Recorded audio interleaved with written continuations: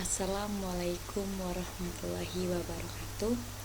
Perkenalkan, nama saya Indah Rizky dengan NIM 1930207111 dengan mata kuliah biologi sel dan dosen pengampu Ibu Umi Hiras Habisukan SPD MS. Baiklah, di sini saya akan memaparkan atau menjelaskan materi tentang inti sel, kromosom, dan DNA.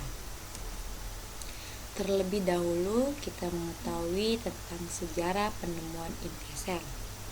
Inti sel atau bisa kita sebut dengan nukleus merupakan organel pertama yang ditemukan dan diteliti oleh para ahli.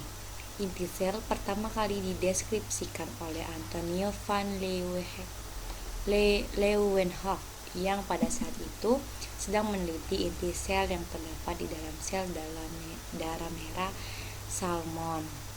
Nah, penggambarannya itu juga dilakukan oleh Franz Bauer pada tahun 1802. Ada yang mengetahui apa itu inti sel? Ya, inti sel atau nukleus dapat didefinisikan sebagai sebuah organel yang ditemukan di dalam sel eukariotik. Inti sel mengandung sebagian besar materi genetik seperti DNA, kromosom, dan berbagai jenis protein. Pada umumnya, sel hanya mempunyai satu inti sel saja, tetapi beberapa sel lainnya seperti sel otot jantung dan sel parenkim hati yang mempunyai lebih dari satu inti sel. Adapun fungsi dari inti sel atau nukleus yaitu untuk mengatur aktivitas sel dengan mengelola ekspresi gen serta menjaga integritas gen-gen.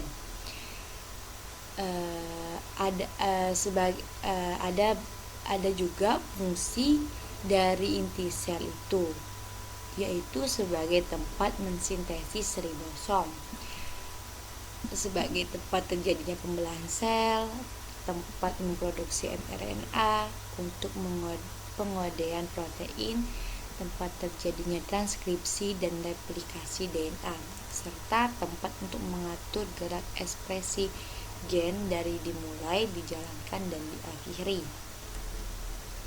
Nah, terdapat macam-macam inti sel. Itu ada dua, ada prokariotik yaitu inti sel tidak memiliki membran, contohnya bakteri dan alga biru. Dan yang kedua itu adalah eukariotik yang merupakan inti sel yang memiliki membran, kecuali pada bakteri dan alga biru. Berdasarkan keadaan kromosom juga ada fungsinya, dibedakan atas dua sel, yaitu sel somatis, sel yang menyusun tubuh dan bersifat diploid, dan sel germinal, yaitu sel kelamin dan bersifat haploid. Adapun struktur dari sel, inti sel ini merupakan organel terbesar yang berada di dalam sel, terutama pada sel hewan. Pada mamalia, diameter inti selnya ini diperkirakan menempati 1000% dari total volume sel, dan diameter rata-rata inti sel diperkirakan sekitar 6 mikrometer.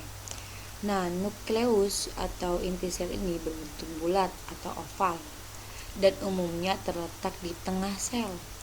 Cairan yang terdapat di dalam nukleus disebut nekloplasma yang memiliki komposisi yang mirip dengan sitosol yang terdapat di luar nukleus. Nah, struktur dari inti sel ini atau nukleus ini terdiri dari membran sel. Nah, membran sel ini adalah elemen struktur utama inti sel. Pada sel eukariotik, inti sel ini diselubungi oleh membran inti. Secara garis besar, membran intinya ini terbagi menjadi 3 bagian, yaitu ada membran dalam, ruang perinuklear, dan membran luar. Dan yang kedua itu ada nukleoplasma, yaitu cairan yang berada di dalam nukleus yang bersifat kental dan transparan. Nah, di dalam sini juga mengandung granula, nukleoprotein, benang kromatin, dan senyawa kimia kompleks. Pada saat proses pembelahan sel, benang kromatin ini akan memendek dan penebalannya serta mudah menyerap sel warna dan membentuk kromosom. Mengalami kondensasi, benang kromatin sendiri terdiri dari DNA dan protein. Nah, benang DNA ini berfungsi untuk menyimpan informasi kehidupan. Terdapat juga nukleolus. Nah, di sini nukleolus ini adalah anak inti yang terdapat di dalam nukleus dan berbentuknya bulat. Nukleolus ini tersusun atas enzim DNA, fosfoprotein, dan ortosfat. Nah, nukleolus ini tidak dikelilingi oleh membran dan sering disebut sebagai suborganel. Fungsinya yaitu untuk memproduksi ribosom dan mensintesis RNA. Aktivitas nukleolus ini dapat mempengaruhi struktur nukleolus, bukan merupakan organel yang tetap. Nah, tetapi akan mengecil atau menghilang jika sintesis RNA-nya berhenti. Di sini juga di struktur inti sel ini juga ada kromosom. Kromosom ini yang mempunyai banyak gen dan DNA yang tersusun dan membentuk struktur yang disebut kromosom. Nah, setiap sel manusia memiliki untaian DNA yang mungkin sepanjang 2 meter. Di dalam inti sel juga terbentuk protein DNA kompleks yang diketahui sebagai kromatin. Terdapat 2 jenis kromatin, yaitu heterokromatin dan eukromatin. Nah, heterokromatin ini bentuk DNA-nya lebih kompleks dan mengandung DNA yang lebih ditranskripsi, sedangkan eukromatin ini merupakan DNA yang lebih sederhana dan mengandung gen yang diekspresikan oleh sel. Materi selanjutnya adalah kromosom. Kita harus mengetahui dulu apa itu kromosom. Nah, kromosom ini merupakan struktur di dalam sel yang berupa deret panjang molekul yang terdiri dari satu molekul DNA dan berbagai protein terkait yang merupakan informasi genetik. Di kromosom ini terdapat di nukleus atau inti sel. Terlihat jelas saat sel membelah jumlah kromosom yang dimiliki spesies tertentu. Tetap manusia menjadi 46 kromosom.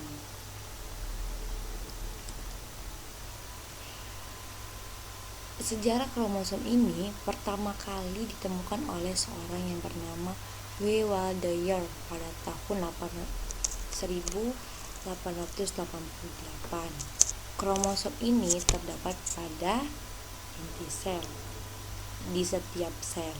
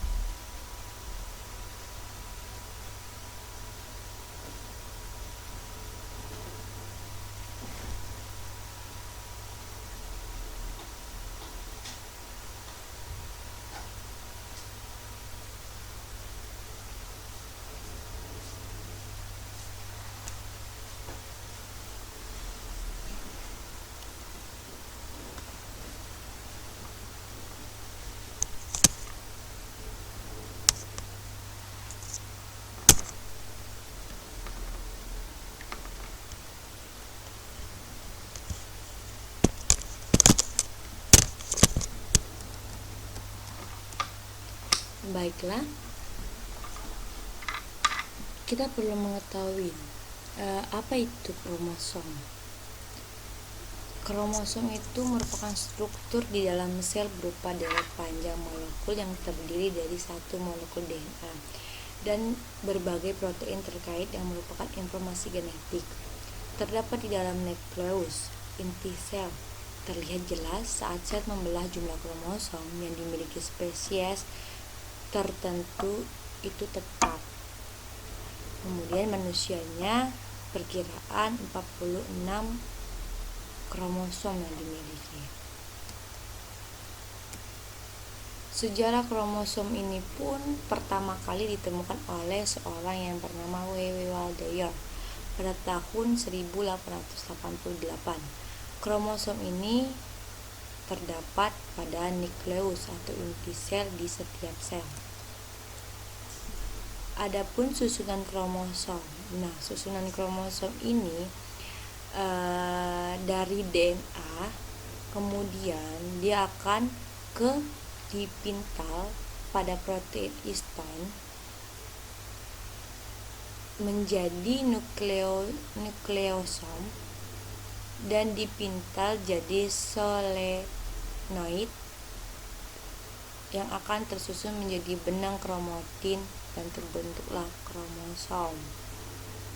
Kita bisa lihat pada gambar yang terdapat di pemaparan materi ini. Nah, kromosom ini juga pada organisme eukariotik yang tersusun dari bagian-bagian DNA, RNA, dan protein.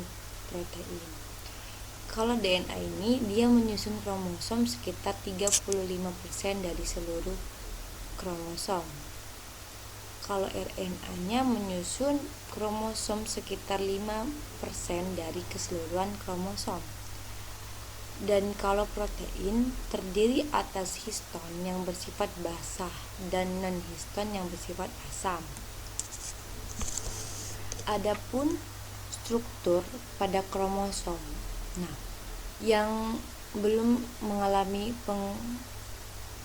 pengadaan atau replikasi atau duplikasi, struktur kromosom ini berupa satu lengan panjang saja. Apabila kromosom telah mengalami pengandaan, pada saat tahap proses, struktur kromosom yang terjadi itu satu lengan saja akan mengganda menjadi dua lengan yang menyatu di bagian lengannya yang disebut dengan sentromer.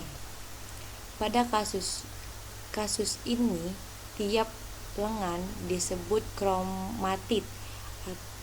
Nah, dan kromatid ini satu lagi yang menyatu dengannya yang disebut sister chromatids atau kromatid saudara, atau ya bisa disebut kembaran. Morfologi kromosom. Nah, ukuran dari kromosom dan bentuk kromosom ini akan lebih mudah dapat dilihat apabila digunakan teknik pewarnaan yang khusus selama nukleus membelah.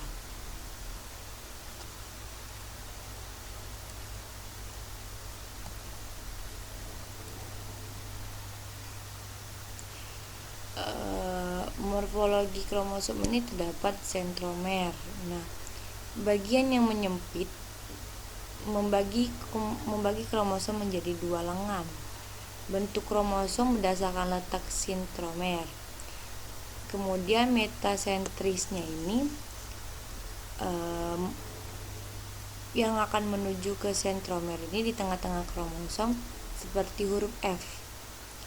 Submetasentrisnya itu sentromer ke arah salah satu ujung kromosom. Kemudian seperti huruf J, akrosentris. Nah, sentromer ini di dekat ujung kromosom, bentuknya lurus seperti batang. Satu lengan pendek, lengan lainnya panjang. Tolensentrisnya ini sentromer di ujung kromosom membentuk kromosom lurus seperti batang, hanya terdiri dari satu lengan saja. Kromosom manusia tidak ada yang telosentris. Nah, adapun tipe pada kromosom. Nah, tipenya itu ada dua, ada kromosom tubuh atau autosom. Ialah kromosom yang berfungsi mengendalikan sifat-sifat tubuh, dan kromosom seks atau genosom ialah kromosom yang menentukan jenis kelamin. Kita bisa lihat pada gambar ini adalah bagian-bagian kromosom, ada kromatid, ada sentromer, ada lengan pendek, ada lengan panjang. Kita bisa lihat kan, yang di bawah nomor 1 ini adalah kromatidnya, yang nomor 2 ini adalah sentromernya yang ada warna merah, bisa kita lihat pada gambar. Nomor 3 itu ada di bagian bawah yang lengan pendek, dan nomor 4 itu yang bagian atasnya yang berbentuk panjang yang bisa disebut dengan lengan panjang. Karyotipe atau pengaturan kromosom secara standar berdasarkan panjang, jumlah, serta bentuk kromosom suatu individu. Nah, ini adalah kromosom yang dihasilkan, ada yang pria dan ada wanita.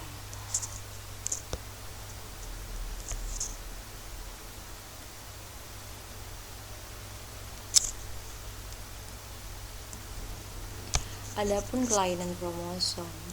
Kelainan kromosomnya adalah penyimpangan, yaitu merupakan gangguan dalam isi kromosom normal sel dan merupakan penyebab utama kondisi genetik pada manusia seperti sindrom Down. Nah, beberapa kelainan kromosom tidak menyebabkan penyakit pada operator seperti translokasi atau inversi kromosom, meskipun mereka dapat menyebabkan kesempatan lebih tinggi melahirkan anak dengan kelainan kromosom. Baiklah, materi selanjutnya yaitu DNA. Apa itu DNA? DNA adalah asam nukleat yang terletak di dalam inti sel. Fungsinya itu untuk menyimpan segala informasi makhluk hidup dalam membentuk materi genetik. DNA juga menentukan sifat organisme yang diturunkan. Banyak sekali manfaat yang kita dapat dari memanfaatkan DNA, terutama dalam masalah yang berkaitan dengan genetika. Nah, fungsi DNA ini bisa membawa informasi genetika. DNA sebagai bentuk kimiawi gen merupakan membawa informasi genetik makhluk hidup. Bisa juga berperan dalam duplikasi diri dan pewarisan sifat, oleh karena DNA ini mengandung semua informasi sifat makhluk hidup.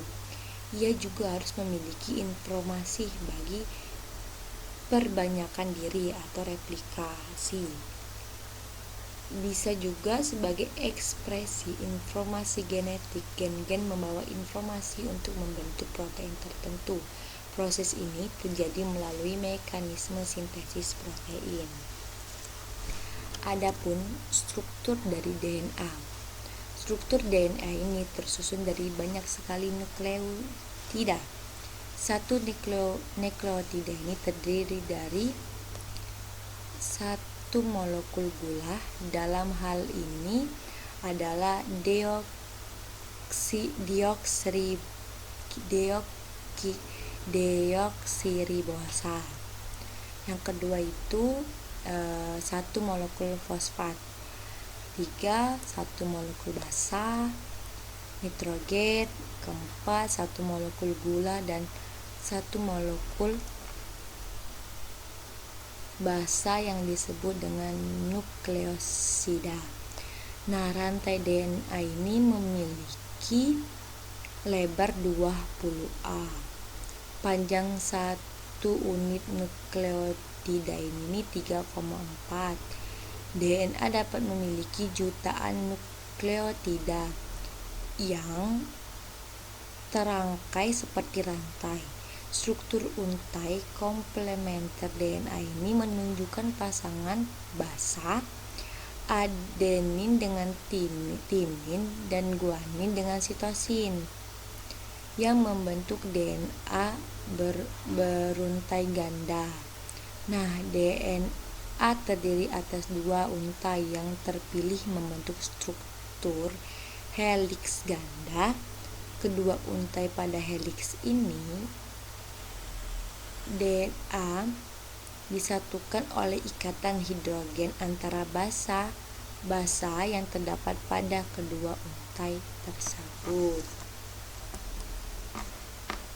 Nah, di sini kita dapat menyimpulkan bahwa sel inti sel kromosom DNA ini ialah satu di dalam sel. Jadi di dalam sel ini terdapat inti sel yang dimana ada kromosom dan DNA-nya.